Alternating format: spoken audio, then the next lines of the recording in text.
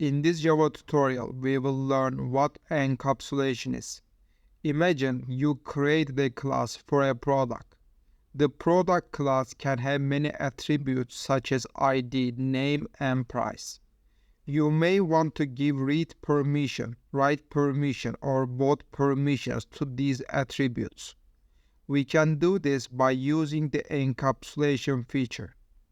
Let's learn how to use this feature by making an example.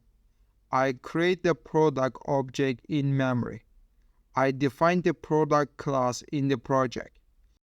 The product attributes will be ID, name, and price.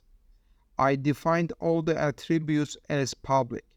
Even if you don't write public when defining a variable, the default value is public in Java. Public attributes can be changed or read by other classes. I defined ID, name, and price in the main class.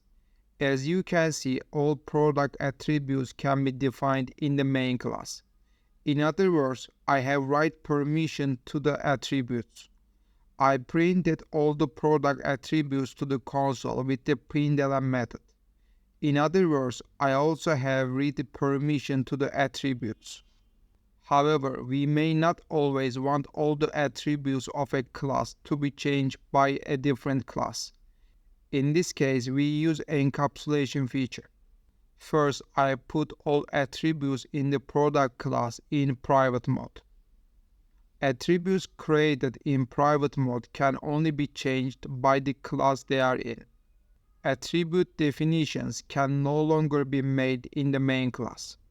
At the same time, we cannot print attribute properties to the console, but we can relax this rule. Select an attribute and right-click. Select the Refactor and Encapsulate Fields option. In Java, field and attribute are generally used for the same meaning. Select name and price attributes as well. Click the Refactor button. Two methods were created for each attribute. We can learn the attribute value with the get method and assign a value to the attribute with the set method. We will learn this property in the set method in the next video.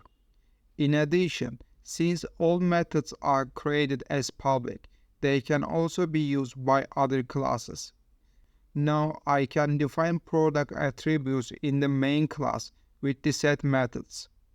I define ID, name, and price using the set methods. I can also print the attributes to the console using get methods. All product attributes are in readable and writable mode in the main class. We may not always want this to be the case. For example, suppose you want the ID attribute to be readable only by other classes. To do this, I delete the setID method in the product class. I can no longer write to the ID attribute in the main class. But as you can see, I can still read it using the getID method. We can display the ID of a product object as we want to using the getID method. For example, I will generate a random number in the product class. I import the random class.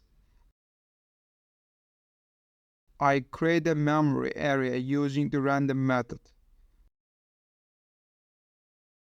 I generate a random number between 1 and 1000 and return it.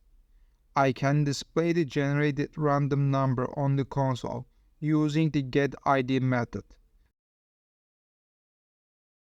The ID value will change every time the program runs. In this video, we'll learn how to use encapsulation feature in Java. I recommend you to watch other Java tutorials.